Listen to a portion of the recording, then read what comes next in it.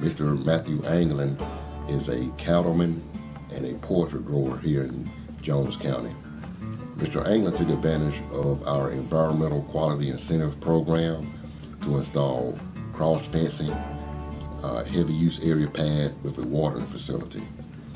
Mr. Anglin is a beginning farmer and a veteran farmer, which further allowed him to take advantage of more incentives within our program.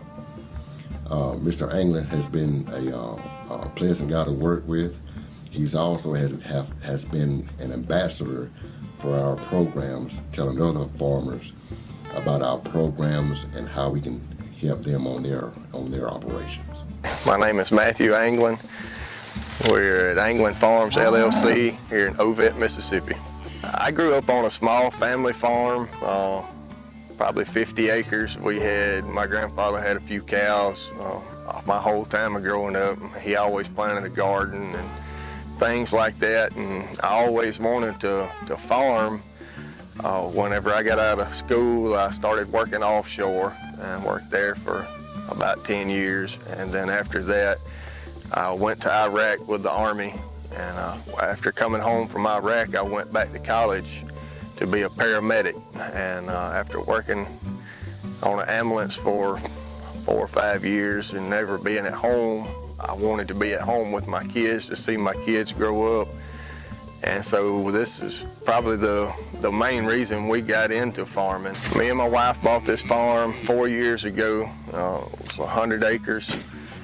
We talked with Mr. Ryan at NRCS about getting some assistance with the cross fencing, helped us get our fences up. We were in the process of building 6 poultry houses for Sanderson Farms. Then we got the fencing up and started purchasing our cattle. We actually went through the Farm Service Agency, got help for our cattle, and we've been building a herd ever since. Right now we kind of have a mixture, just some crossbred cattle.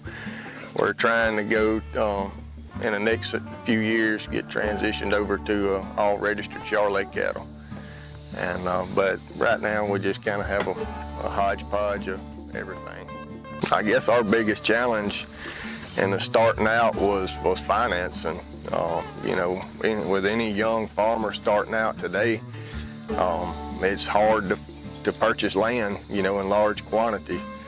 That was our biggest challenge. We did find a bank out of state that helped us a lot to get the land.